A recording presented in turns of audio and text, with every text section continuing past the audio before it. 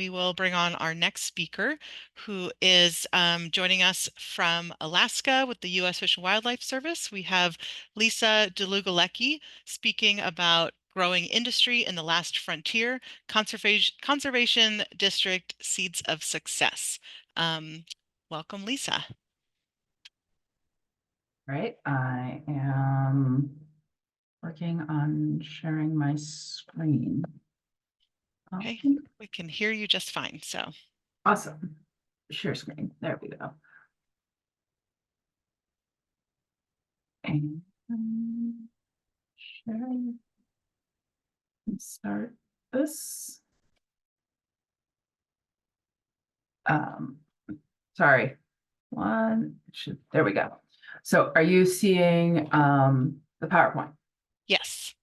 Awesome. All right, great. So my name is Lisa Dlugolecki, and I work for the U.S. Fish and Wildlife Service based out of Fairbanks, Alaska. And I'm here to talk about what we're doing here in Alaska to amplify our seed strategy.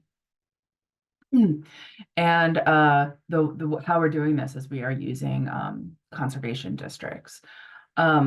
And before I even get started, I really have to give a shout out to my wonderful coworkers, Amy Tippery with the U.S. Fish and Wildlife Service and Ann Erickson with the BLM, because without them, we would not be where we are today.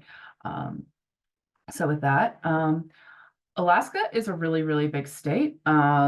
We cover a third of the size of the lower 48 combined. And a lot of people, they know this, we're huge, but we don't even have 1 million people that live in our state. So although we may be large, we are not very inhabited with people.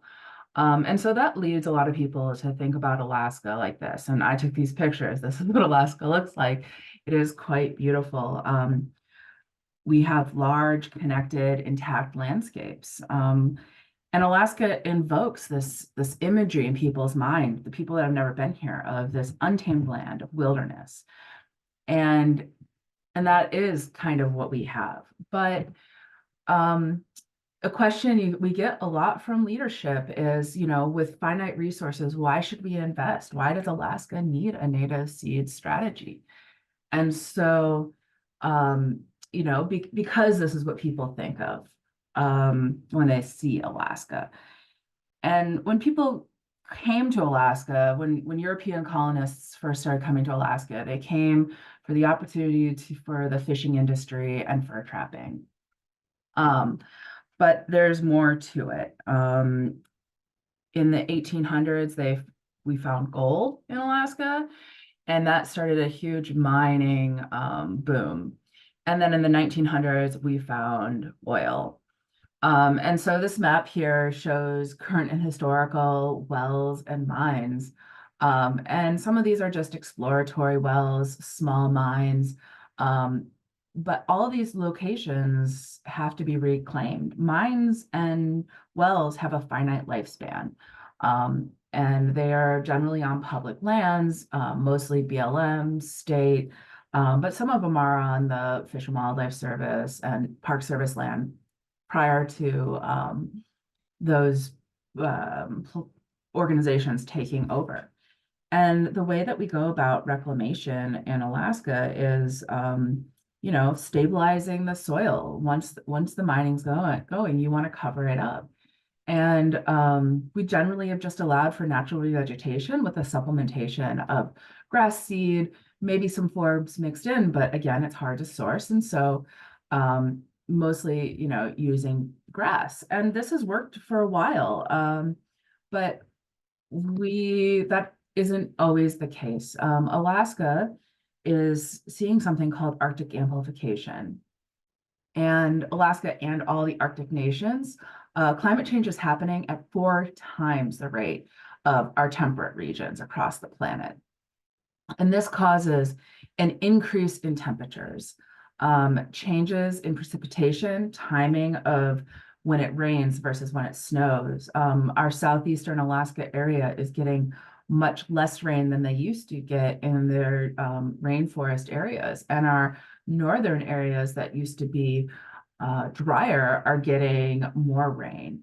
And all of this changes the permafrost. The permafrost is warming, and in times we are losing permafrost. And also leads to something that has been coined shrubification. So in our tundra areas, there are not shrubs, but the shrubs are moving north, and they're moving north rapidly, expanding into these places where they couldn't survive before, because now they have access to soil that was frozen, and now they can survive in the warmer temperatures. But all of this also leads to increased fire activity. And so this picture here, they're examples of, kind of catastrophic things across the state. Um, and a lot of these things are natural ecosystem functions.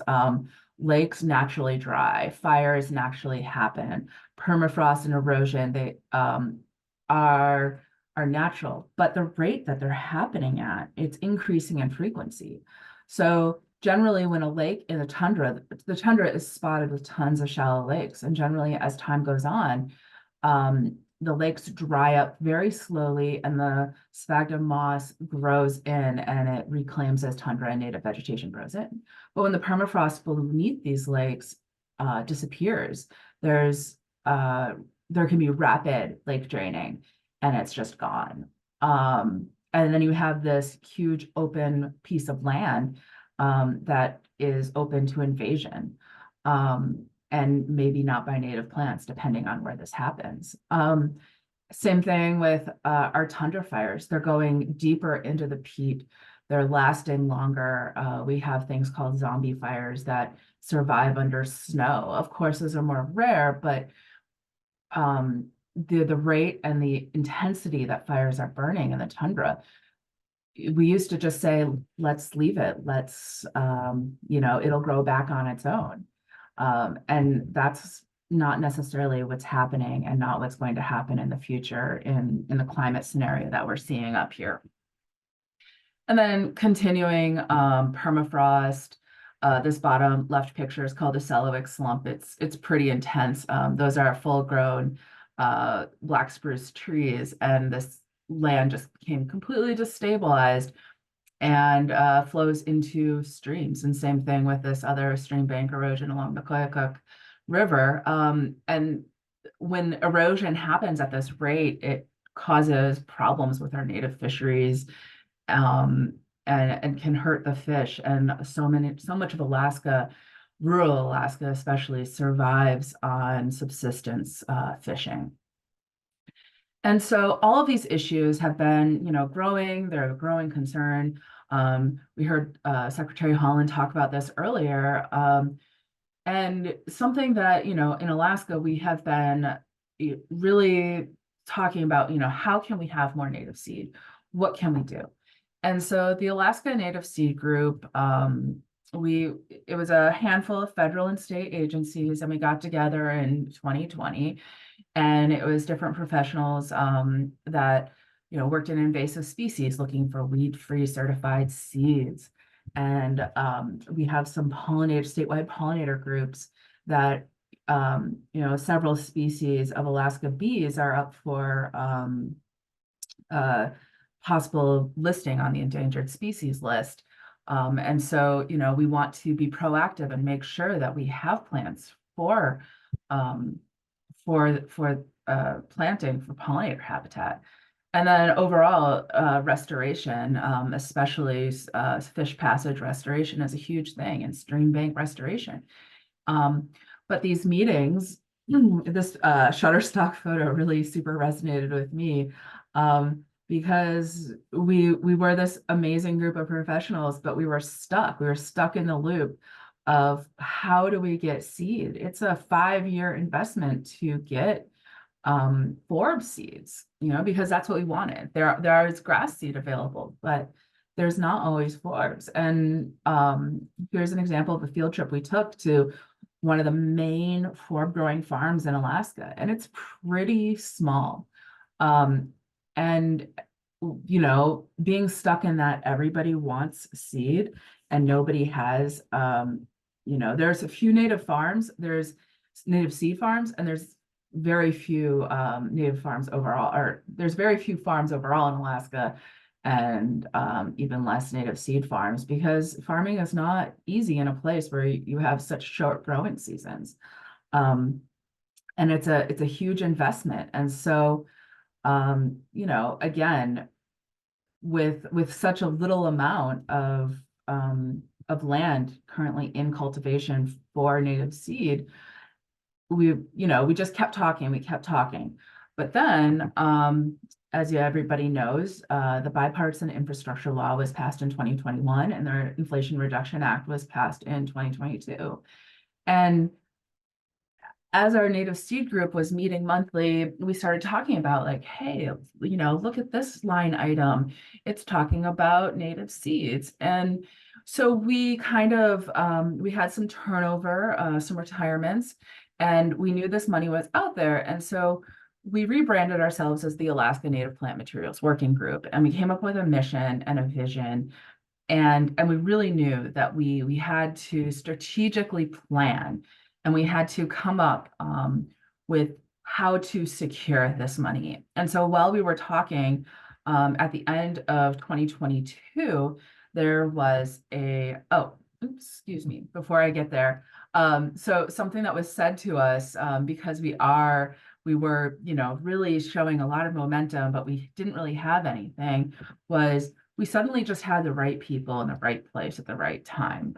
Um, and so, yeah, so, and to that effect is that in the Fish and Wildlife Service, there's a proposal bumping around called Plant Nurseries. And stands for the Partnership for Landscape Action with Native Terrestrials. And this proposal was taken and submitted for Bill ER funding. And we received the funding. The plant nursery was funded, and we got the money last summer. And the Fish and Wildlife Service, we had the Bill ER funds, but the BLM and the Forest Service, they threw in project dollars to uplift this. And what we did is, Amy, the person that wrote this grant, she previously worked for a conservation district, soil water conservation district, and she knew that they could grow out plants. And so the idea was using capillary beds, and starting native plant nurseries throughout Alaska, eco-regional nurseries. And so that's what we did. And using the soil water conservation districts, they're the outreach arm of NRCS, they're not supposed to be out there competing with private industry. They're there to support the private industry, to do the research and support, and do the trials and errors. But and that's just something in Alaska where it's so challenging to farm, that a lot of farmers aren't willing to take on that burden. And so we are hoping that as time progresses, that these nurseries become self-sustainable, because the demand is there. The federal agencies want native plants, native seed in order to do restoration projects. And as their supply it continues, we will then be able to purchase from them, and then hopefully grow a private industry as well. And so the first 5 inaugural nurseries started over the summer. There are 3 soil and water conservation districts and 2 tribal conservation districts, one with the Aklutna tribe that is interested in expanding their indigenous foods. Berries are a huge part of Alaska subsistence. And with climate change, the timing of fruiting is changing. And so, spending more time on knowing how to grow these plants is kind of important. And then the Kinnick Tribal Conservation District, they're working with the Chugach National Forest to restore with sedges, restore wetlands. And so, you know, in some places we're collecting native seed, we're growing out in these capillary beds. And, we are working with our Plant Materials Center. But one thing about the Plant Materials Center in Alaska is it's state funded. And so it's not a federal organization. And so it's not, its funding is extremely variable. Thankfully, there's being some reinvestment happening right now, but really, they are the people that are teaching the soil water conservation districts what to do. They provided seed that the BLM had stored and cleaned there. Um, and we are using capillary beds and seedlings, containerized plants to outplant because we know it's going to be more successful overall when it comes to what survival.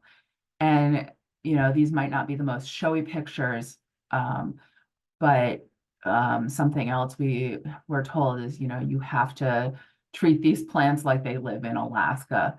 You need to make sure that they suffer when they overwinter, so that next year when they get planted out, that they survive, or at least have a better chance of survival. So we aren't going the greenhouse route. We are sticking with these capillary beds at this time.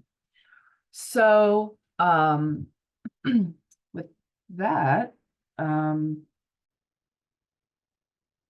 yeah, we have been investing. Oh, weird. We've been investing in applying to grants. A lot of our grants are pretty small scale, but we're working on it, and successes and failures happen.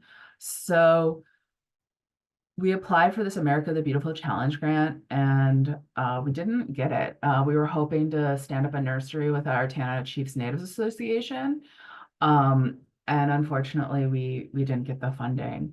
But and we also attempted the Fish and Wildlife Service wanted to we also applied for phase 3 for Billy R, and we also didn't get the funding. But we're continuing to look. We're still waiting to hear about the BLM's phase 3, and hopefully we will hear by the end of this week. However, we do have some successes. We have the Bill Barb, so the burned area restoration funds that were out there. And we've started eco-regional nurseries, or we have funding to expand our eco-regional nurseries and really amplify our network and include more conservation districts. And thankfully, the BLM is invested in growing this project, in growing these nurseries and working together. And they have their own plant conservation funds, and they are investing them in other locations across the state to spread things out even more. And it is really exciting.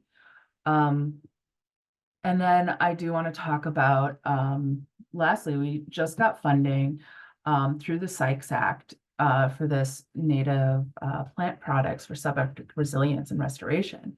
And if you don't know what the Sykes Act is, it's an act that requires the Department of Defense to work with fish and wildlife agencies, so state and federal, on planning, development, and maintenance of fish and wildlife resources on military installations.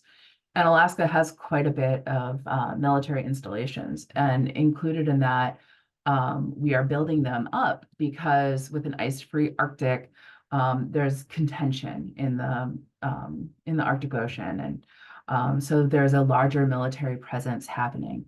But the military is not blind to the fact that climate change is happening, and that land is unstable, and that their infrastructure is in peril in some places because of permafrost dropping. And so I want to go into what this proposal is and the money that we got.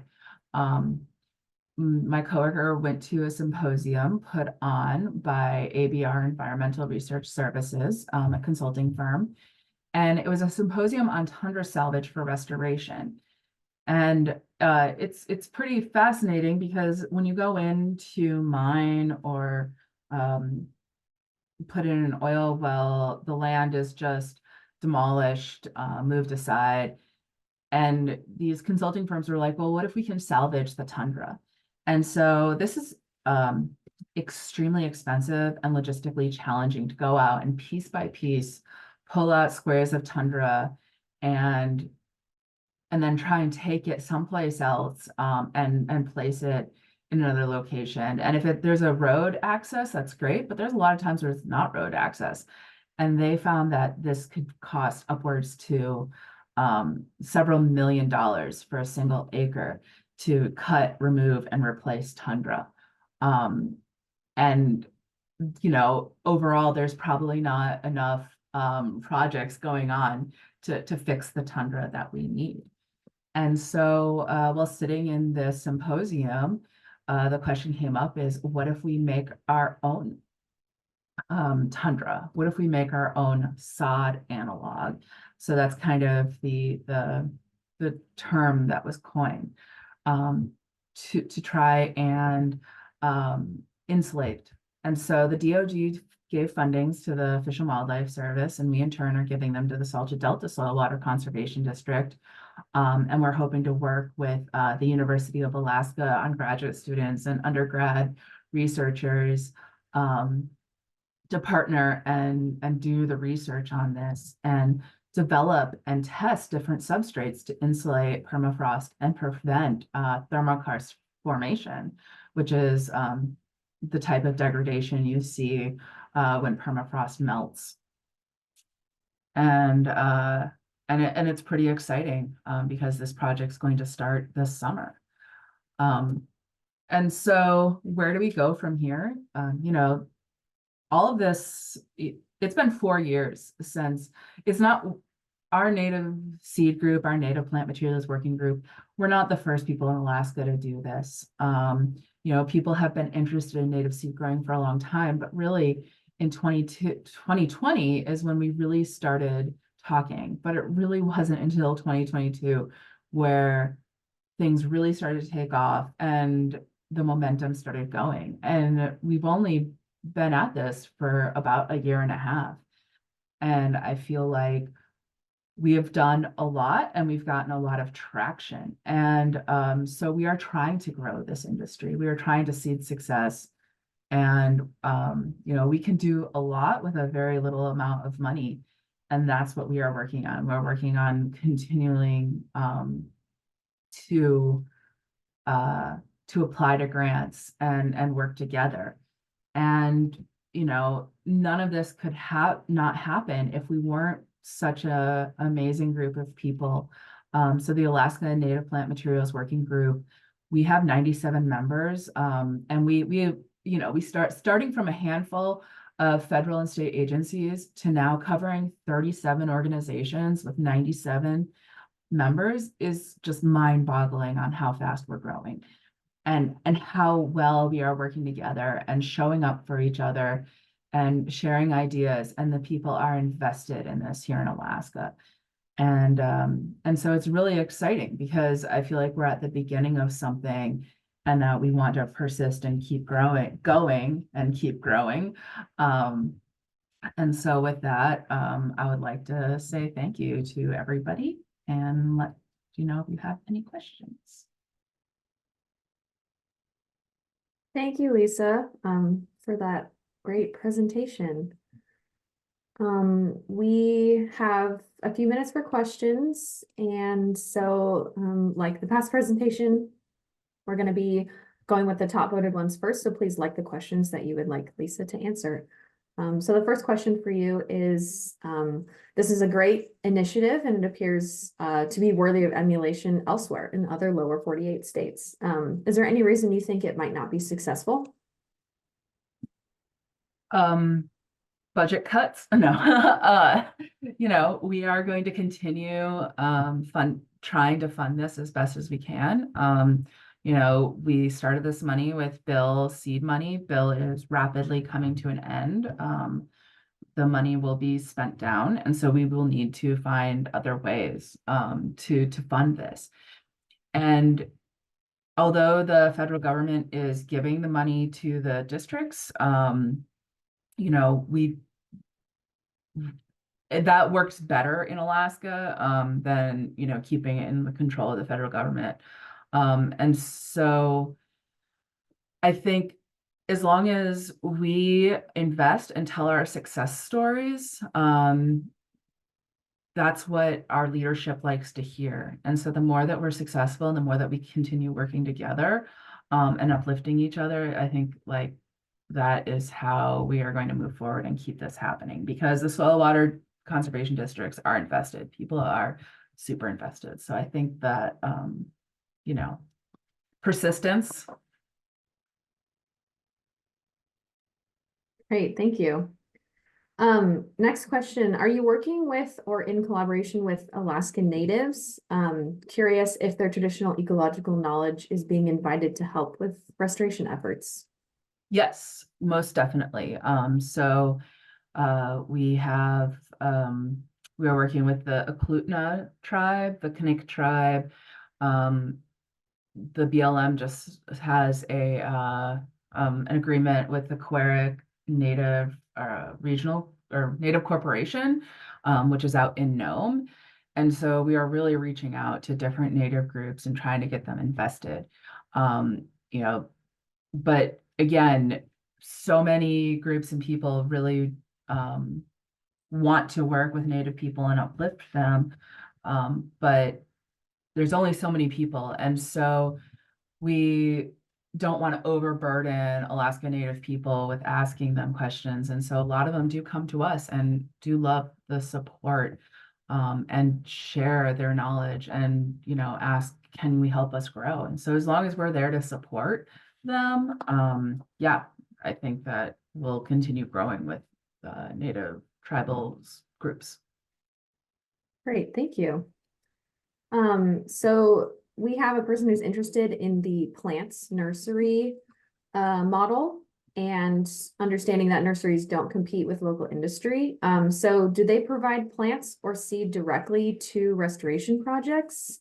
And how/to what extent do they collaborate with the private industry? So there is Alaska Native Seed Growing Association, and there's not a whole lot of private industry. I had a picture of St. Isidore Farm, which is up here in northern interior Alaska.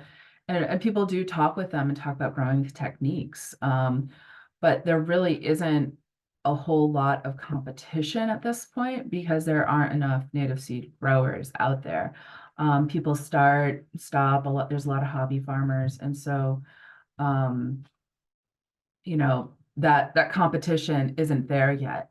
But there is a lot of interest, and the Native Seed Growers Association is invested in our material working group, and so I think that they would be happy to take any information, papers. We're working on the next steps of writing papers or technical reports on what we're doing and how we're doing it. And so that information will be available to be shared with the general public and anybody that wants to try and grow native seed.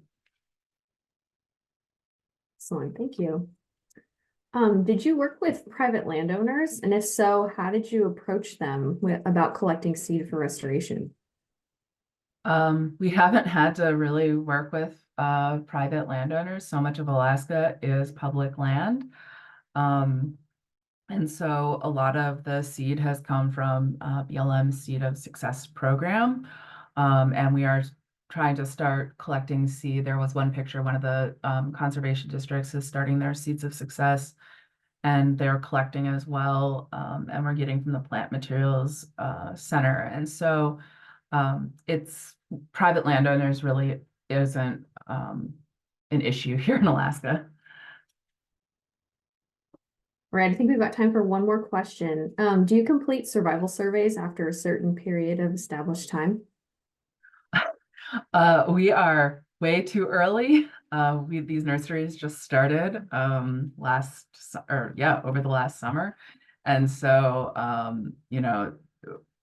there will, I am sure, be studies on the restoration work that is going into the work that we're starting, but we are very early. But yeah, we plan to record everything and provide information as well as we can. So thank you very much, Lisa, for your presentation. I will pass it to Alexis to introduce the next speaker. Thank you. Yeah, great. Thanks, Lisa, so much.